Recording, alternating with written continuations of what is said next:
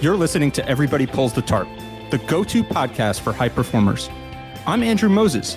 Each week, you'll hear my thought-provoking conversations with Olympians, pro athletes, CEOs, elite coaches, best-selling authors, and other high performers to uncover their secrets to success. Get ready to be inspired each week when we talk about leadership, teamwork, work ethic, and more. Are you ready? Let's go.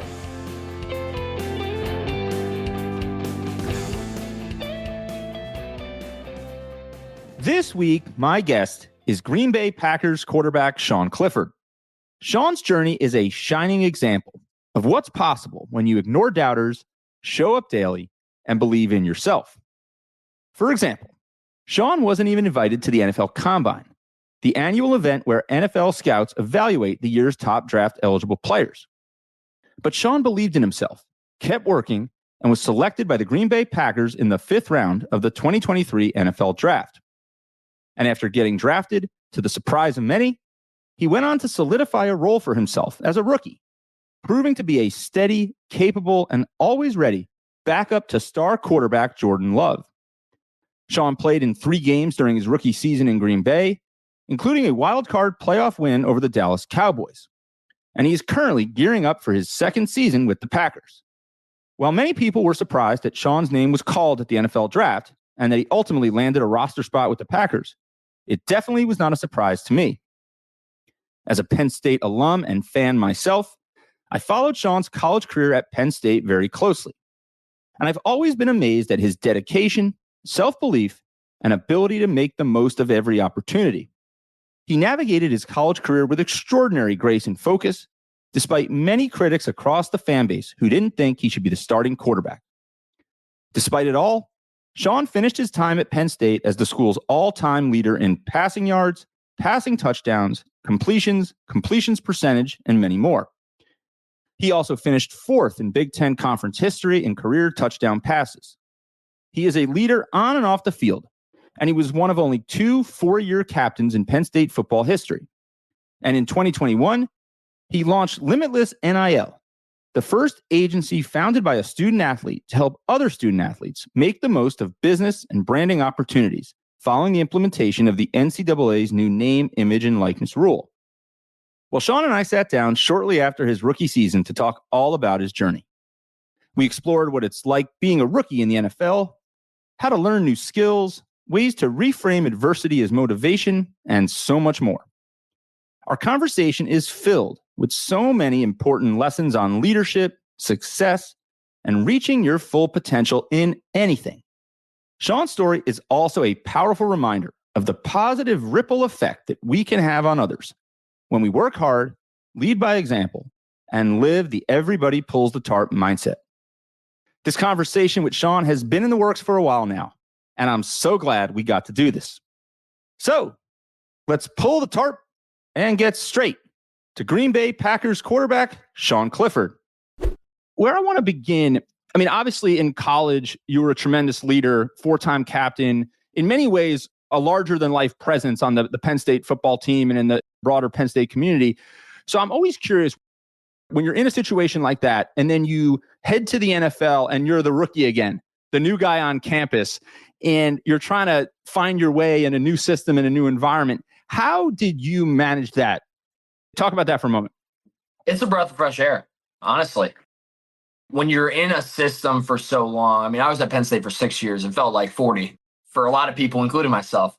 But really, at the end of the day, when you're in a system that long and then you make the change, you really either take it one or two ways. You look at the downsides. Oh, I have to learn all these new things and try to figure this new system out. I got to meet all these new people. Or you just flip it on its head and say, I get the opportunity. The opportunity is now here instead of opportunities nowhere. So really, that's how I took it. You know, the same way that when I went to Penn State in the first place as a freshman, I dove right in head first, no questions asked, and then just was able to gain respect, garner respect around the team. And then now try and do the same thing with the Green Bay Packers. There's something or a variety of things like specifically that you said to yourself or something that you did like physically or in your mind to kind of reset and kind of wash the slate clean to an extent? Like, talk about that. Was there something specific? I don't know if it was something specific. I think it's just the culture changed automatically. The way Coach Franklin runs his program versus LaFleur, it's very different. So you get that culture shock off rip. And really, at the end of the day, you just have to be able to adapt to that. And that's what I did.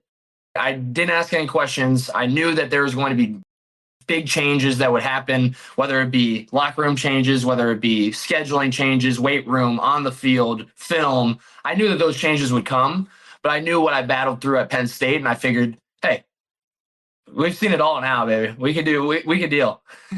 I mean, to me, like when I think of your career, like so far, adaptability is the big word. I mean, you've always found a way to adapt. Is that something that you feel like has always been part of your DNA? Is that something that you've had to really develop over time, that adaptability? I think you have to, as a quarterback especially.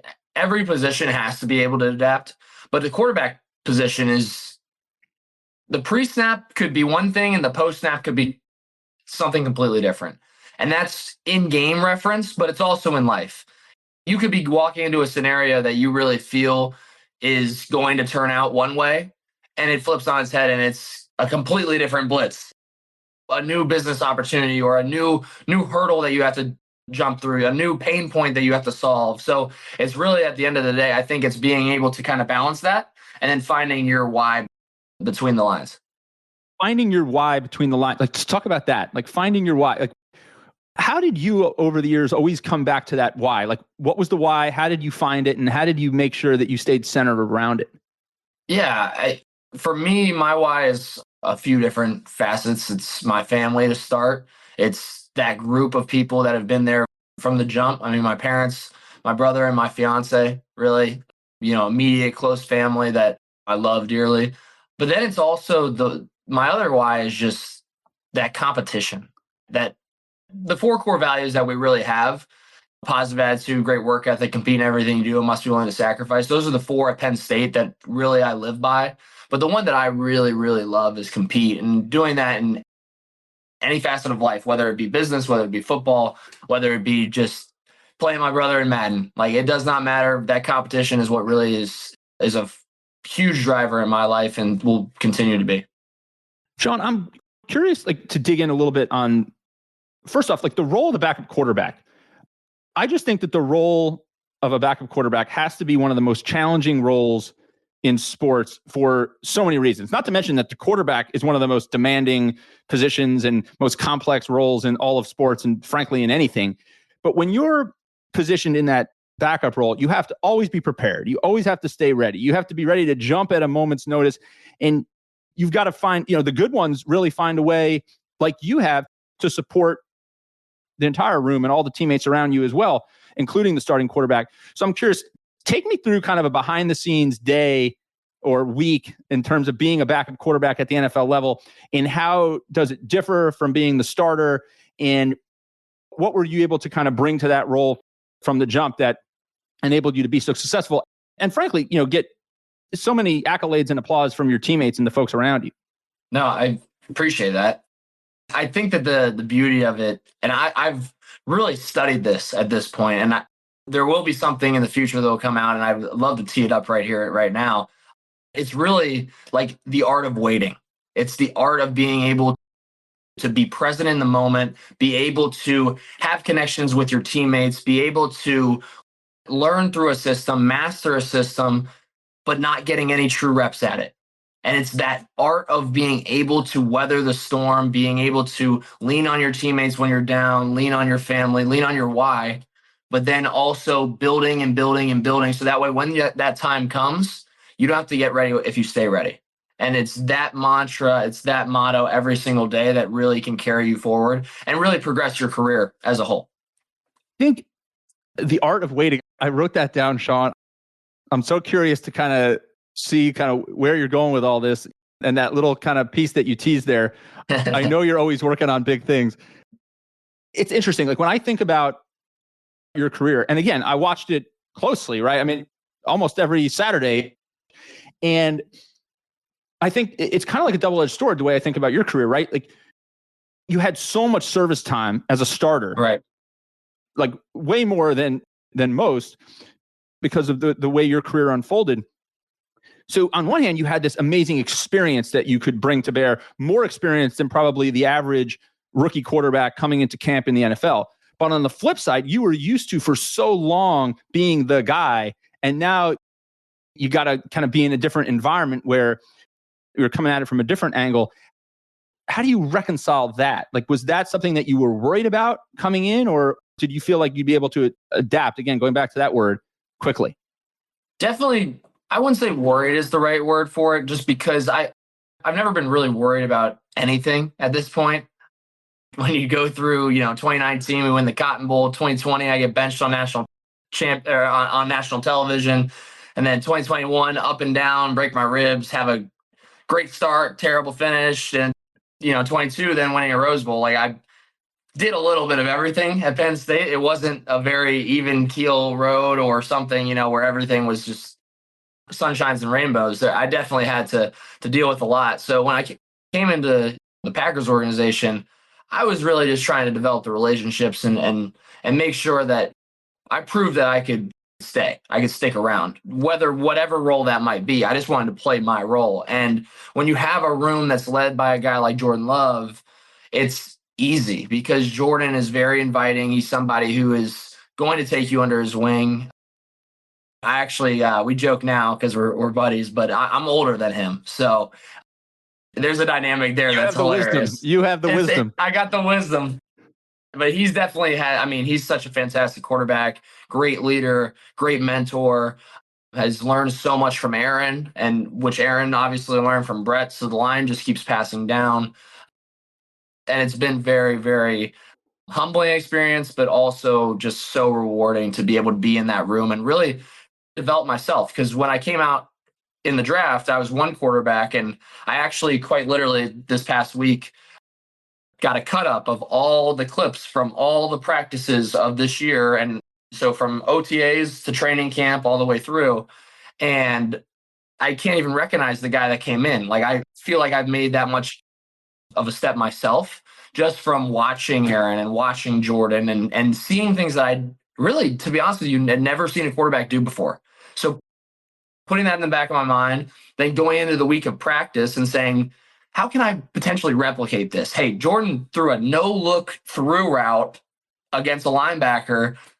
I got to see if I could do that too. And then you do it, and now it's like, okay, banked rep, it's in the cards. So being able to really manipulate defenses, figuring out what your swagger is on the field and being able to really hone in, I was able to do that at a pretty high pace this year, and they allowed me to do that going against the ones on the scout team, getting everybody ready for the week. So yeah, I'm really just blessed to be in the position and happy to be a Green Bay Packer. Wear the G.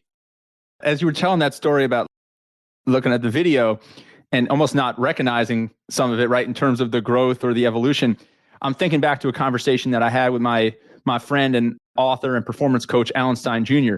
And he always tells me that the way he looks at personal and professional growth is you should create something or put something out to the universe and perform a certain way and feel good about it. But a year or two later, you should be able to look at it and think it's unrecognizable and almost not necessarily cringe, but almost say like, wow, like, look how far I've come. And I'm curious, like when you were looking at the video recently, was there one thing in particular that you saw in it that you felt like spelled growth for you? Or was it a myriad of things? I think it was a bunch of things, but it was definitely just comfortability. I think when you run in a system for so long at Penn State, you just get so narrow-minded is probably not the word because you really try not to be. But when you're thrown into a new system, you're watching new quarterbacks. I'm also watching other NFL teams that were stealing a play here or there and trying to do a new concept. So you're watching other quarterbacks play. And I think it was that I was year five, year six. I was just kind of watching myself at Penn State and watching what I could improve on. But I never really had an outside perspective to say, you know what? What's Michael Penix? Let me take some things and really cut up his film and really watch his film and see what he could do. But has done better than me in his college career, and I could take, or Justin Fields or CJ Stroud or JJ, like the guys that I've played against, just being humble enough to say, you know what, they have skills obviously too, and I would love to be able to learn from that. But once I got to the NFL, I was kind of forced, but it was great because then I started to really understand that the way I play ball is not necessarily always the best way. Like there's other ways to get the job done, and that openness to just being able to really dive in there definitely changed my perspective. I want to also get to all the business ventures and the Limitless NIL and all the things that you're doing, because you're competing everywhere, on the field, off the field. And I'm curious, as your eyes have kind of been opened up to the possibilities when you start kind of looking and watching more closely at others in your domain of football, for example, have you also seen that translate in things that you're able to learn from conversations with business leaders and venture capitalists and maybe pro athletes that you've connected with through the years in other sports? Like, talk about that for a moment. Are you able to harness lessons from there too? Oh, I think there's lessons to be had anywhere you sit. It's just finding them. It's just asking the right questions, and ABC, always be curious, be able to be in a room and just try to take something out of every single opportunity. I mean, whenever I go to an event, whenever I go to, honestly, really a meeting, anything at all, whether it be football, business, educational, it doesn't matter. Just have a plan. Like have something that you're trying to, don't walk in completely blindsided, know what you're going to get into, and then trying to pick out whether it be, I'm going to try to get one mentor out of this, or I'm going to try to get one connection for this type of project so that way I can call upon it, or I'm going to try to learn one new skill. And just those little banked reps over time, that one skill might lead to 20 skills that could create something completely new for you. So just being open, being curious is definitely something that has resonated with me and has definitely helped over the years. Always be curious. I'm amazed at how kind of like little micro quality interactions and questions and meeting new people just compounds over time. Right. It just continues to compound and creates this wheel. I mean, I'm taking so many notes here. I mean, like the art of waiting, the power of outside perspectives, the importance of staying curious.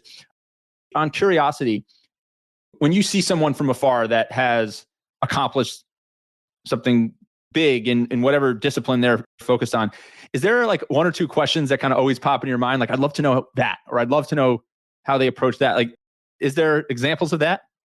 I think it's always asking first and foremost just this for them to share their story, because if they've accomplished something big, then they probably have a nice little pitch and a little story behind it that you can take little things out of. And then if not, then just by saying that question then opens up a whole new road of potential questions. So I always go with, what's your background, what's your story? Because what I've learned is every single person, it does not matter who it is. It could be the cream of the crop or somebody who's still trying to figure it out. It does not matter. Everybody comes from something and they all have a story to tell.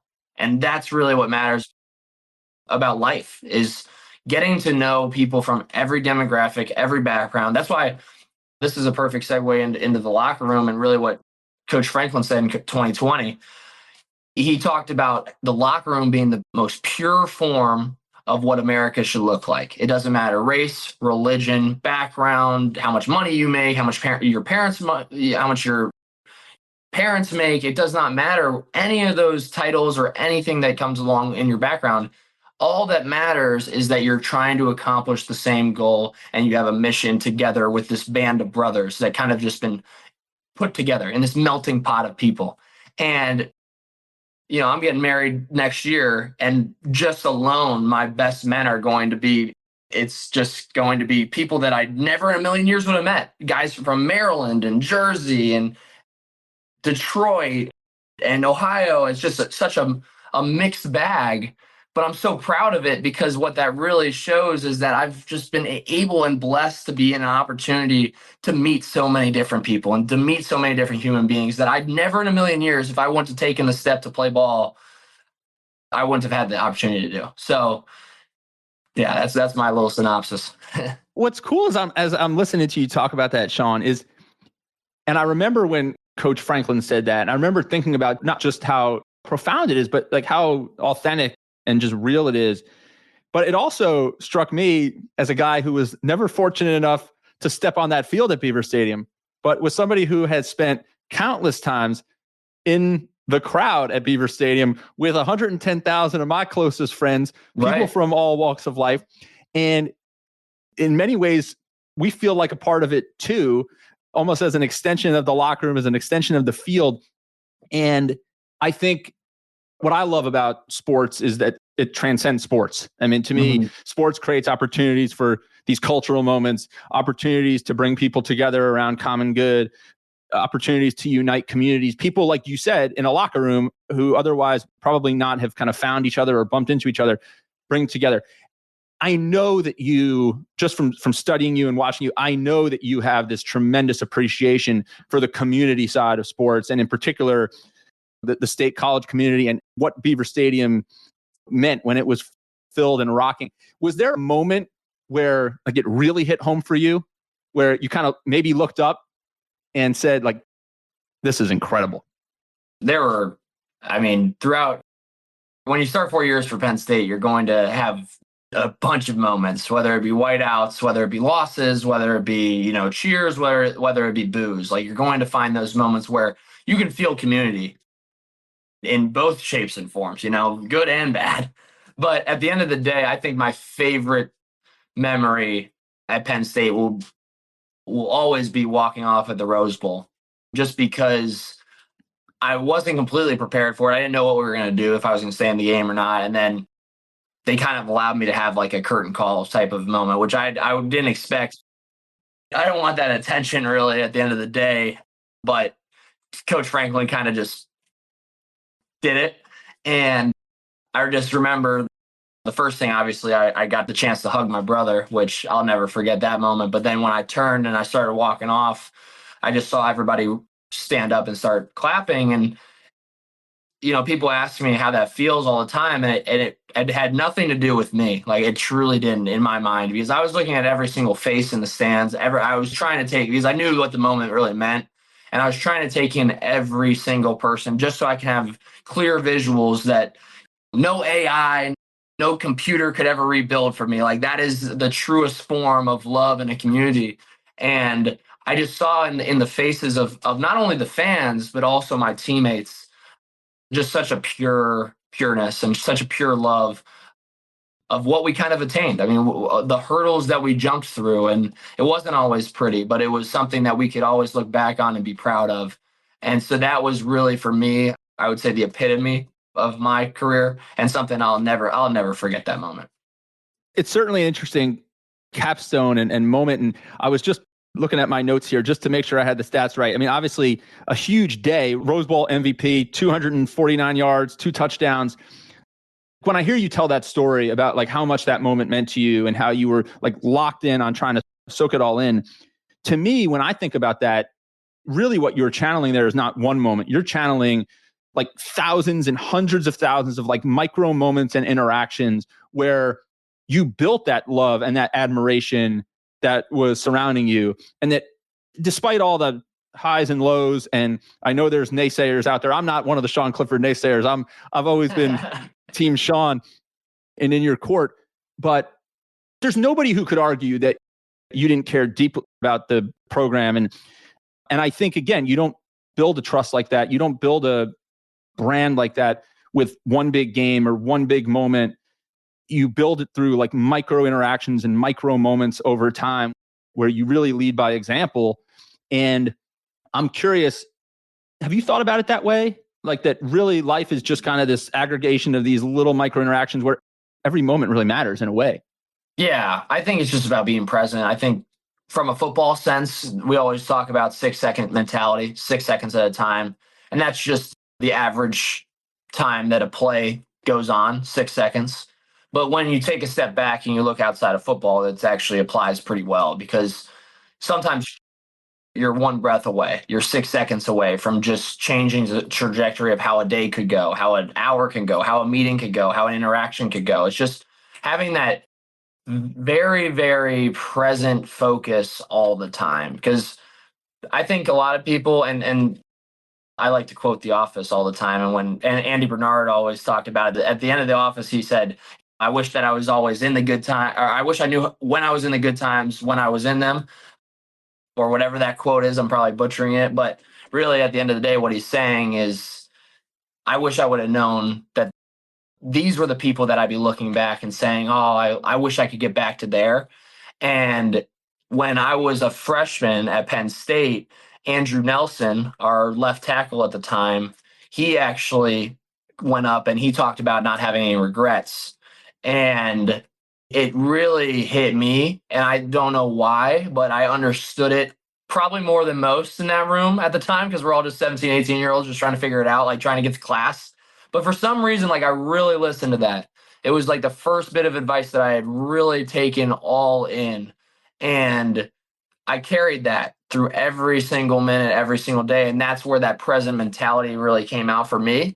And it just started to bode really well, just because I could always be in the moment, in the interaction, whether it be a really shitty feeling or a really great feeling. Like either way, it could be a feeling of being alive and being a part of something. So yes, to answer your question, long story short, I do believe in those little moments. I believe that being present is one of the most important fundamentals of being a human and really making an impact on everybody that you come across. Take me through, like, I mean, there's certainly anybody who does anything at a high level in a public space, right? Today it seems like they're subject to more criticism and doubters and people who think they could do their job better than them, right? Who have no experience doing the job, have never been in the arena or on the field. But I feel like your career has been marked with like more kind of like story. You talk about everybody having a story, like more stories of overcoming doubt and believing in yourself, even if maybe the conventional wisdom said that a lot of people didn't believe in you or you could go a certain direction. I mean, you weren't even invited to the NFL Combine. You were drafted in the 5th round and made the team, a steady backup for the Green Bay Packers. I mean, it's an incredible story, and not just for listeners who maybe are playing sports, for anything, right? I mean, nobody sets the bar of what you can accomplish but you. And I'm curious, like do you hear the doubters? And like, when you hear doubters, do you just focus on that idea that you just talked about being present and like controlling what you can control? Or do you try and ignore, like, talk about that for a moment?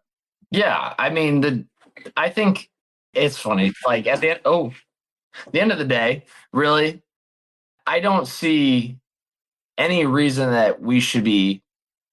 I mean, there's definitely a point of no return where it's a little bit too much, but I always tell guys that I run into that talk about, oh, like I hear the noise, or I'm talking, I hear the noise too. Like you have to live under a rock. There's so much media out there. Like that's what this sport is. It's media now. So you hear what you're going to hear. Like you're going to. But really at the end of the day, what I tell people that always ask me this question is, would you want it any other way? Like, honestly, like what kind of, I get it. Like, yes, there's like death threats. Okay. Like let's tone it down a little bit, like a little aggressive. But at the end of the day, like I want you to throw a hot dog at me. Like I want you to scream profanities at me, because you know why? That's passion. That's like really, really deeply caring about not only your team, but trying to accomplish a mission and trying to accomplish a goal. And that's what puts asses in seats. That's what makes the sports so great, because everybody can truly express themselves. And no, I don't take it seriously. Like at the end of the day, like I do when it comes to winning, and when it comes to preparation, but there's a luck factor as well. There's things that have to fall in your favor, and you just can't take every little bit so seriously, or else you'll just implode. Like you're not going to know how to deal with it. But if you just switch your mentality of, these people are here because they love this, they love the Green Bay Packers, they love Penn State football. And when you love something so deeply, you're going to have natural emotions. Now, some of those natural emotions could definitely be died back a little bit, but like, again, the question still bears. Let's not throw the hot dogs to Sean Clifford. Let's not do that. Yeah, but the question still remains: would you want it any other way? Like at the end of the day, would you want it any other way? I understand what you're getting at. I'm thinking back to a conversation I had with 2021 WNBA Rookie of the Year, Michaela Onyenwere. At the time, she was with the New York Liberty, and she kept coming back to this idea, this quote that's kind of like influenced her life, this idea that pressure is a privilege. Mm-hmm. And that when you feel pressure, it's because somebody believes that you can succeed in that moment. And that should be gratifying, and that should be humbling, and that should be a moment that you don't take for granted. And I think there's a lot of that in what you're saying as well. Absolutely. Embracing that, the opportunity that you have, the fact that people care enough to devote their Saturday or their Sunday to pouring themselves into what you're doing. But as we get ready to wrap up our conversation, I can't help but also kind of want to explore like the business side and like everything that you're doing in that world, because not only did you take your on-field career seriously at Penn State and continue to do so, as you get your NFL journey going this year, but you've taken things very, very seriously off the field, and particularly with NIL. I mean, you were at this watershed moment where college sports really changed, and you, in a way, said, hey, I'm not just going to make this work for Sean Clifford. I'm going to try and make this better for everybody. And I'm curious, like, what went into the decision in 2021 to launch Limitless NIL, to create that agency for athletes by athletes, and really lead the way on something that in many ways, like, the world is still trying to figure out. And you've been at the forefront of trying to help people make this work for them in a really, really meaningful way. Yeah, no, when you're 23, watching a kid pull a tire pole at 17 years old, there's definitely like an age difference there. So being in college for a 6th year, I definitely felt some sort of calling to do something different than just what I was doing as a freshman. Like, it was just natural that I didn't feel, it wasn't that I didn't feel comfortable with the team. I love the team. I love every guy that I've came across, and I've found great stories with every single person. But I definitely was starting to feel that, okay, the age difference, the age separation, they're coming in and talking about XYZ on TikTok, and I don't even have a TikTok. Like, there's starting to be an age discrepancy here. But for me, I took that as an opportunity to be kind of like a big brother in a way. Try to lead a cause that I really believed in, and really find my why behind it. And when I had my first year with NIL in 21, when legislation changed on July 1st that year, it was really just based off of my ideas, my concepts. I didn't have an agent or a marketing director or anybody. I had Trevor Robinson, who's actually our director of brand relations. He was my manager at the time, just so that way we really wanted to just make it our own thing. And then when it worked for us, and I had all the time in the world, and I was able to do all my business ventures, but still keep the main thing, and focus on football, I figure that, okay, this system that we created might work for other people as well. And that was really what the base, the dry bones of this thing, how it was conceived, just because I felt like I was in a good position myself. I felt like I had my head on straight, and I could make some good decisions to impact other people. And it's definitely, I hope you'd have to ask some of our clients. I'm not going to have to speak for anybody, but I'd hope that it definitely has benefited others in the same light. So, Sean, I think everything that you touch is benefiting others. I think the ripple effect that you're going to have on the world by living the everybody pulls the chart mindset like you do every single day is going to be massive. And it's going to stretch, in my mind, far beyond the football field. I mean, we talk as Penn State brothers, right, about success with Absolutely. honor and swelling thy fame of dear old state. And there's nobody in my mind who's doing that in more profound ways, both in the work you do on the field and off the field. I feel like you're just in chapter 1, though, in many ways. And I just can't wait to see you talk about stories. You talked about the idea of stories. Everybody has a story. I cannot wait to see you write the remaining chapters of the Sean Clifford story. The best is still yet to come, man. Thank you for all those great memories in Beaver Stadium. And I wish you all the continued success in Green Bay and wherever the world takes you. All right, my friend? Oh, what a way to wrap it up. I appreciate it. Thank you for having me. All right. It's been my pleasure. Thank you, Sean. All right, everyone. If you loved this episode, you might also enjoy my interview with Aaron Matson. In January of 2023, University of North Carolina named Aaron its field hockey head coach. At the time, she was just 22 years old, and it was just 2 months after her graduation from UNC as a student. Suddenly, she was the head coach for the same program she had just finished starring in as a student athlete. And are you ready for this? In her first year as a head coach, she led UNC to a national title, becoming the youngest D1 college head coach to win a national championship. Be sure to find my conversation with Erin in your podcast app. It will get you ready to take bold risks and defy conventional wisdom, no matter where you are in your personal or professional journey. Check it out and let me know what you think. Thank you for joining me this week. Be sure to subscribe in your favorite podcast app so you can catch all of our upcoming episodes. And if you are like me and want a world full of tart pullers, then leave a review to help others find us. You can also follow me on Twitter at Andrew H. Moses. That's Andrew H. Moses. And be sure to sign up for my email newsletter at everybodypullsthetarp.com/newsletter. I'll share tips and insights to help you achieve maximum success and happiness. Today's a great day to pull the tarp. I am rooting for you. See you next time.